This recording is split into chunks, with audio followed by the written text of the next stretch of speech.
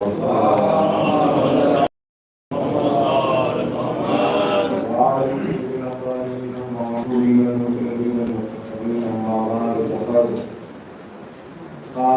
سبحانه وتعالى في القرآن الكريم بسم الله الرحمن الرحيم قل لا أستغفر إلا الله.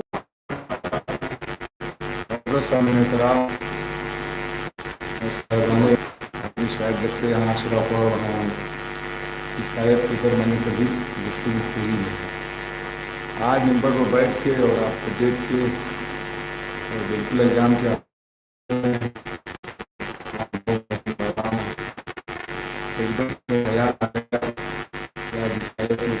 بات ہو جائے وہ ضروری ہے کہ ہر چیز اپنی جگہ پر ایک وزن اور ایک معیار رکھتی ہے. ہر شے اپنے مقام پر ایک حیثیت ایک کمال اور ایک معیار رکھتی ہے. پروردگار عالم نے قل لا اسألکم علیہ اجرا الا المودۃ فی القربى یہ ارشاد فرما کے اعلان کر کے صاف صاف کہا ہے کہ آپ لوگوں کو بتا دیجیے کہ مجھے تو کچھ چاہیے ہی نہیں, اور اگر میں کچھ مانگ رہا ہوں کسی اہل بیت کی محبت مانگ رہا ہوں, قربت مانگ رہا ہوں, مجھ سے قربت چاہیے. میں ان کو جوڑنا چاہتا ہوں اور آپ کے ذہن کو بالکل قریب کرنا چاہتا ہوں. میں آپ کو محبت نہیں لاؤں, میں صرف ایک محبت کا خاطر سمجھاؤں گا تاکہ اگر آپ کو محبت کا خاطر سمجھ میں آ گیا تو آپ کو خود پتہ چلے گا کہ محبت سے اوپر کی شے ہے, نیچے کی شے نہیں. توجہ چاہیے, محبت جو ہے وہ محبت سے اوپر کی شے ہے, نیچے کی شے نہیں ہے. اور یہ کی شے ہے, نیچے کی شے نہیں ہے. اور یاد رہے توجہ تو پہلے نیچے کی لائن کلیئر ہونی چاہیے. توجہ اگر نیچے کا اسٹیپ کلیئر نہیں ہے تو اوپر جانے میں آپ کو پرابلم ہوگی. اب میرے بزرگان سمجھ رہے ہیں, میں اپنے چھوٹے بھائیوں کے لیے آسان کروں. اگر میرے بزرگان سمجھ رہے ہیں, میں اپنے چھوٹے بھائیوں کے لیے آسان کروں. اگر آپ اور ڈائریکٹ اوپر چلا جاتا ہو, بھائی جو ڈائریکٹ اوپر جاتا ہے نا وہ بالکل اوپر چلا جاتا ہے. صلوات پڑھیں محمد والے محمد. توجہ چاہ رہا ہوں. تو آپ کو اسٹیپ بائی اسٹیپ وہاں تک جانا ہے. تو آپ قرآن نے خود کلیئر کیا کہ محبت کی بات ہے نہیں, بات ہے مودت کی. اور مودت اور محبت کے فرق کو آپ سنتے چلے آئے ہیں کہ مودت محبت سے اوپر کی شے ہے, نیچے کی شے نہیں ہے. تو اس کا مطلب ہے کہ اگر آپ کو مودت تک جانا ہے تو پہلے محبت کی تو لائن کلیئر ہونی چاہیے نا. محبت کی لائن اگر کلیئر نہیں تو پھر آپ محبت کو سمجھیں گے کیا, اور جب سمجھیں گے نہیں تو پھر پہنچیں گے بھی نہیں.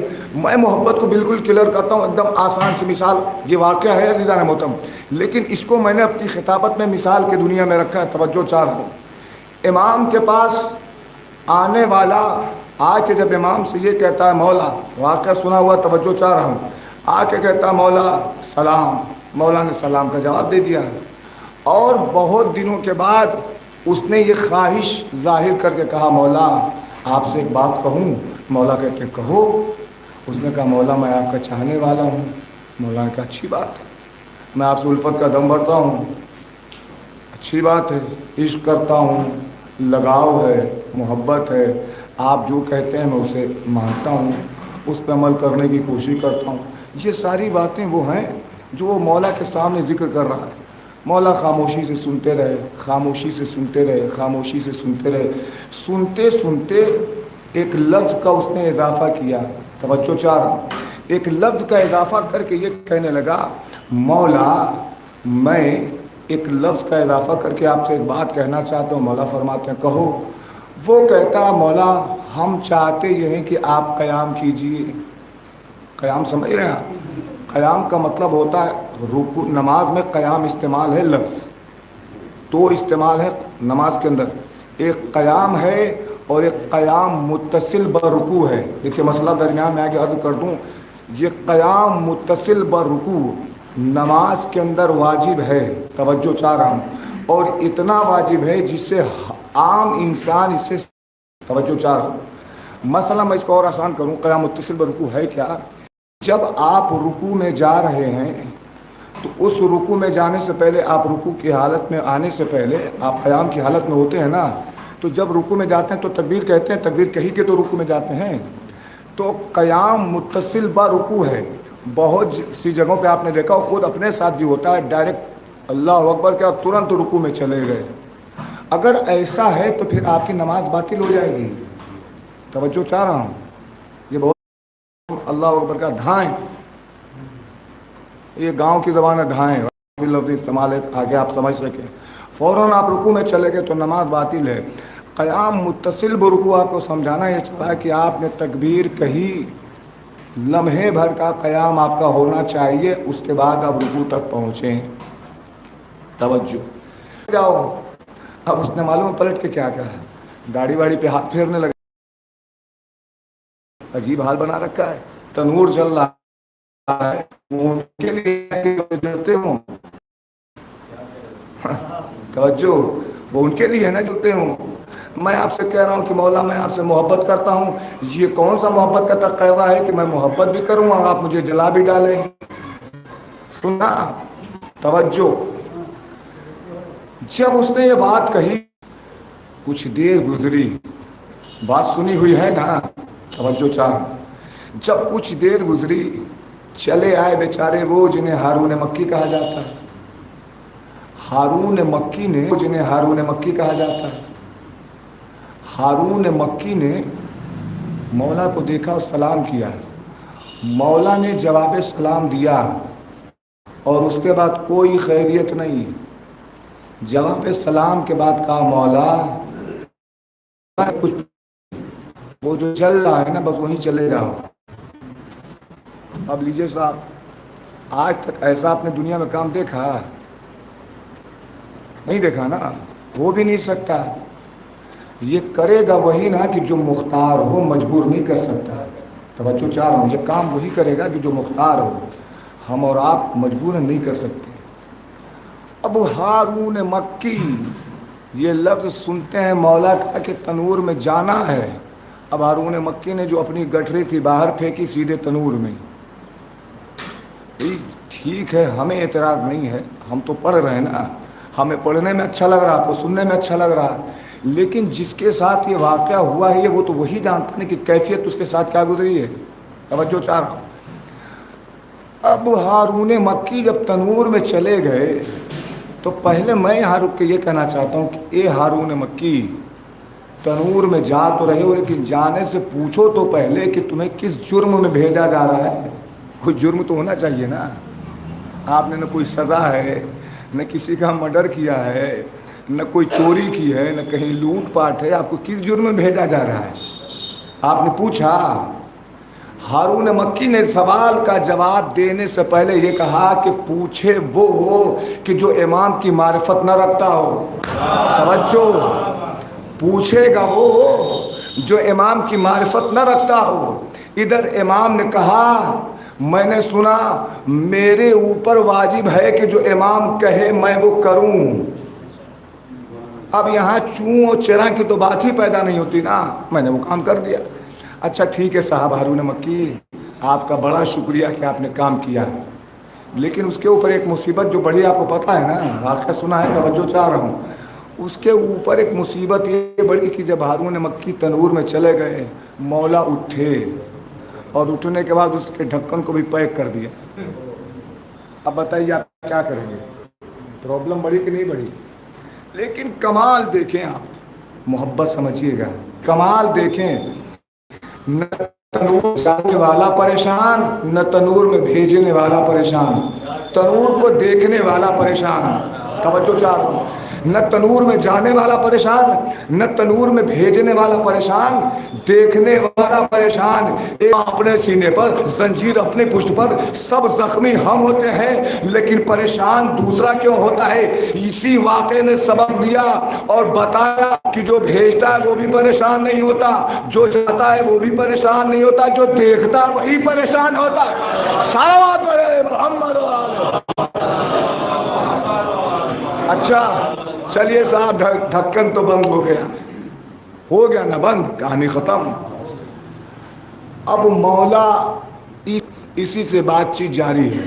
اب اللہ جانے کیا کیا بات ہے بھائی, لیکن اتنا ملتا ہے کہ بات میں اتنا وقت گزر گیا کہ اسے خیال آنے لگا اور مولا کو یاد دلا رہا ہے. مولا کچھ خیال بھی ہے آپ کو؟ توجہ. صلوات پڑھے محمد. کبھی کبھی تاریخ کے خوبصورت واقعات ایسی مثال بن کے سامنے آتے ہیں کہ جو زندگی پر دلیل بن جاتے ہیں. کیا کہہ رہا ہے وہ؟ مولا آپ کو کچھ خیال بھی ہے. یہ خطابت ہے، یہ واقعی کی حقیقت میں نہ جائیے گا. مولا آپ کو کچھ خیال بھی ہے. عجب نہیں کہ مولا نے پوچھا وہ خیال کون سا؟ تو اس نے کہا ہوگا نا وہی والا، تنور والا. کہا ہاں ہے خیال. تو مولا کچھ خبر لے لیجئے. مولا پوچھتے ہیں یہ بتاؤ کہ خبر کیا لیں؟ یہ کہتا مولا چل کے دیکھ لیجئے کہ وہ جل رہا ہے، بھن رہا ہے، تڑپ رہا ہے، کیا ہو رہا ہے. اب سنیے یہاں پہ رک کے. آگ کی فطرت اور انسان کے جسم کی حقیقت، توجہ چاہ رہا ہوں. آگ کی فطرت اور انسان کے جسم کی حقیقت.